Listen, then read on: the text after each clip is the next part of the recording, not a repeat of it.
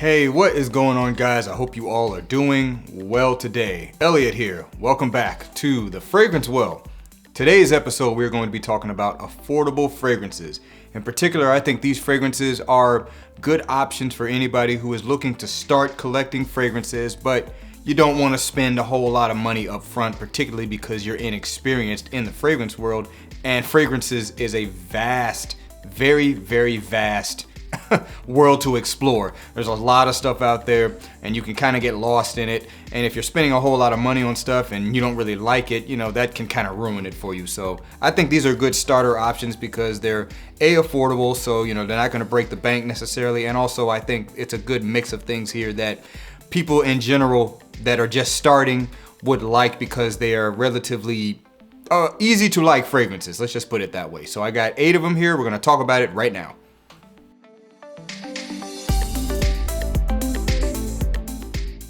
All right, guys, welcome back. Now, if you ever go shop at discounters and you click on the best sellers, some of these fragrances you are probably going to see at the top of those lists because for the very reason I'm talking about the fragrances, they are good starter options. So they tend to be top sellers at a lot of these discounter sites because they're cheaper. So let's get started with the first one. This is going to be Nautica Voyage Heritage. Nautica Voyage Heritage. Now this is a flanker to the original Nautica Voyage, which I think most people would agree that is probably one of the best fragrances to get started with in the fragrance world because it is a very easy fragrance to wear, it's very simple, and it's very affordable. Yeah, so what you're gonna get from Nautica Voyage in general is pretty much a fresh, clean shower gel type of vibe. That's what makes it so easy to start with because when you're first getting into fragrances, it's better to try things that you might have already smelled and are familiar with. Something like shower gel is something that is typically going to be very familiar. So this one in particular is fresh, has an aquatic vibe, has some cleanliness to it, a little bit of soapiness. There's lavender, there's rosemary in this. What makes this one in particular stand out from the original Nautica Voyage is a peppermint accord. So there's a very nice peppermint accord in here to give it just a little bit of variety from the original Nautica Voyage, which is just fresh and aquatic and shower gel-like. A very good inexpensive option in my opinion, and also a great starter fragrance. Once again, this is Nautica Voyage Heritage. All right, so this next one's coming from the house of Salvatore Ferragamo. This is Acqua Essenziale Blu. Acqua Essenziale Blu. What's nice about this one is it is also fresh, citrusy, has a bit of a cleanliness to it, but it is less aquatic in my opinion than what Nautica Voyage does, and this one is also a little bit sweeter. It is a blue style fragrance, so has that fresh and cleanliness, but a little bit sweeter, so a little bit more attention grabbing, maybe a little bit more compliment getting, if you will. Frankly, I'm just gonna say it now, all of these fragrances have the potential to get compliments, so cost is not a factor when it comes to compliments.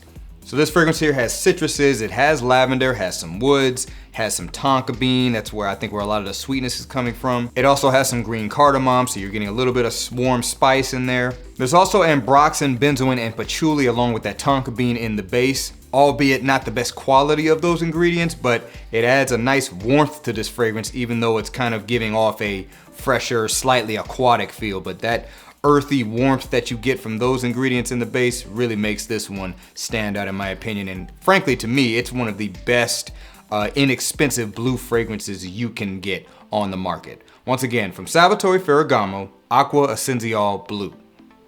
All right, so this next one is coming from the house of Montblanc. This is Montblanc Legend Spirit. Montblanc Legend Spirit. So this one, for me personally, was I think my second or third fragrance that I got when I first started collecting. This one has a similarity to Invictus Aqua. So it's aquatic, it's fresh, it's citrusy, has a little bit of sweetness to it, some kind of woodiness on the dry down. Really a good summertime scent, great for warmer weather, great for a playful environment. It kind of leans a little bit more youthful. Has a familiar combination of bergamot and grapefruit in the opening. That's always going to give you a nice citrus opening. Has aquatic notes, cardamom and lavender in the heart. Mostly a musky style dry down. There's also some woody notes to support that as well. This is one of those ones you will definitely find on the top seller list of most fragrance discounters because of it being inexpensive and just one of the easiest ones to get started with. A lot of guys that even have been wearing fragrances for a while continue to rock this one. I mean, it's a good one to rock. It's easy to wear, easy to grab. If you've got a Macy's or a Dillard's around, they typically will have this one sitting around on the Montblanc shelf. So it's one you should be able to check out if you have those stores around. If not, check it out anyway from a discounter for cheap. It's not super expensive, like I said, and I think you'll like this one. This one definitely, while not being a shower gel fragrance, kind of sits in that vein that is typically one that is easy to get used to if you're new to fragrances. So once again, from the house of Montblanc, this is Legend Spirit. Okay guys, so this next one's coming from the house of Rochas. This is Rochas L'Homme. Rochas L'Homme. This one here is going to have a pretty good similarity to Dolce & Gabbana's K Eau de Toilette and Eau de Parfum. I would say this one kind of sits in between in terms of how strong it comes across. But in my opinion, I'm not the biggest fan of the K line, although I do think the Eau de Parfum is better. To me, this is a better formulation of that style of fragrance. So what you're gonna get from this is what I would call deeper citrus. There's blood orange in the opening, so I call that a deeper, darker form of citrus, not quite as bright. Also some pineapple, there's cardamom to give it a nice warm spiciness to it. This style of fragrance is featuring more green style notes, things like juniper berry and basil, and there's also some geranium in this as well to kind of smooth it out. And you do get quite a bit of sweetness from tonka bean. It's not a super sweet fragrance, but it's definitely noticeable, and it's kind of balanced out with patchouli. This one here is one of the easiest to wear in my collection. I mean, you can just throw it on, it will work for any situation. It smells great in the air, not going to offend anyone. It's very pleasing to the nose. And most importantly for this video, it's not expensive. Good inexpensive option and a great one to get started in my opinion. Once again, from the house of Rochas, this is L'Homme. All right guys, so we're gonna move away from the fresh, clean shower gel type of fragrance, move into some sweeter, maybe even gourmand, just different style type of fragrances that might be a little tougher, just a little bit tougher for someone new to fragrances to get used to, but they're still relatively easy to wear. So this next one is going to be Halloween Man X. Halloween Man X. So this here is going to be a sweet, slightly spicy gourmand style fragrance. In other words, it kind of smells like something you can eat. There's cardamom in this. There is a prominent roasted coffee accord. Roasted coffee accord is not necessarily that realistic. I think to some people they said maybe it smells like burnt hair. I don't particularly get that, but that is what the gourmand element of this fragrance is. It's primarily supported with a heavy base of tonka bean and amber. If you care about seasonal fragrances, this one here is definitely going to be that fall and winter type of affordable fragrance. The main thing you are getting from this is a lot of sweetness. Like I said, the coffee note is there, but it's primarily just a concoction of sweetness with a little bit of spice to support it. Another good option for an affordable starter fragrance. Once again, this is Halloween Man X.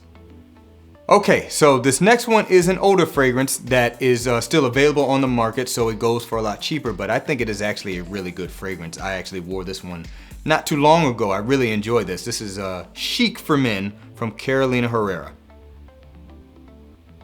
Carolina Herrera Chic for Men. So with this one, you're going to get a good dose of melon primarily, and it's going to be supported with a good amount of spices. I think there's cinnamon and cardamom primarily, and it's supported with a musky, woody, creamy, woody dry down. There's a good dose of sandalwood in this as well, which is a creamy wood. Also has a little bit of sweetness in there, but it's just a very, very classy, enjoyable fragrance. Nobody should be offended by this. There's nothing off-putting in this, nothing overly forward. It's fresh, it's fruity, it's spicy, it's sweet.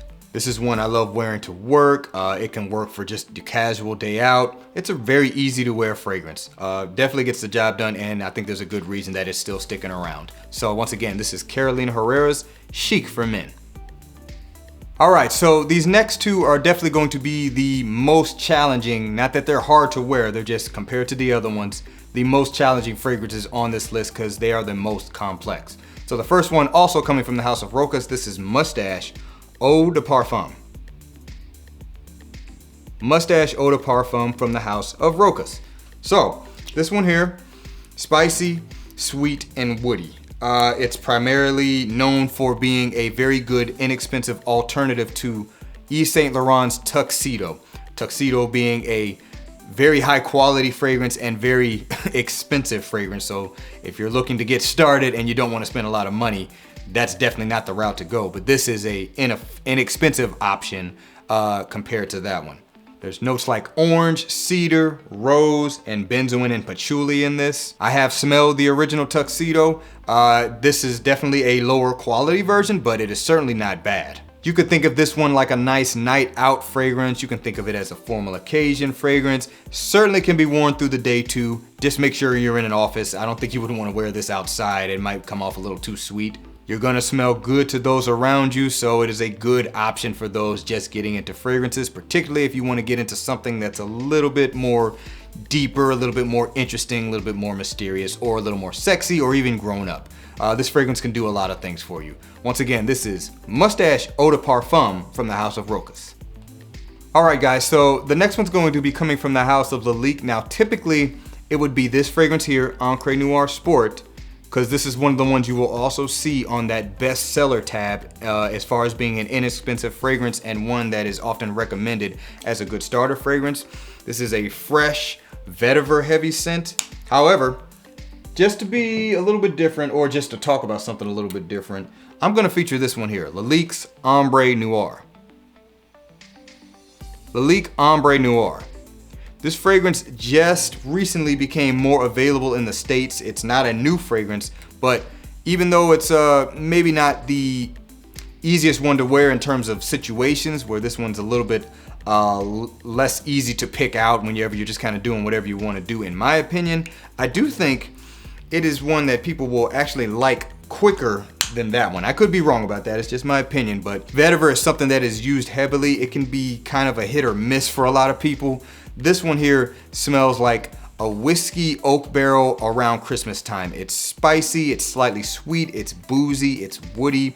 I think this one is easier to get used to in terms of trying out scents that are a little bit different from that fresh and clean vibe versus that one. Even though it is a fresh and clean fragrance, that vetiver is still quite prominent in that, and that could be a little tough to get used to. So this one opens up with a good prominent note of peppermint. You definitely notice that right away. It also has some tobacco, there's incense, just a little bit of smokiness with this, and primarily a pretty heavy dose of cognac and supporting woods. Smells like a whiskey barrel to me. There's also some cinnamon in the heart of this fragrance. When that mixes in with the peppermint, you just get kind of a Christmassy holiday vibe. So this is a good night out fragrance, good date night fragrance, and in particular, I think a great fragrance for like the holidays. Great quality fragrance, and definitely one that'll just, you know, kind of get you used to fragrances that are out of that fresh and clean realm and get you into some of the more deeper, heavier fragrance styles that exist in the fragrance world. So once again, from the house of Lalique, this is Ombre Noire. All right, guys, that was it. That was 8 affordable fragrances that are great options, in my opinion, for people who are just starting out. Don't forget to like the video and subscribe to the channel if you like the content. Remember to be well and smell well, and I will see you in the next episode of The Fragrance Well. Have a good one.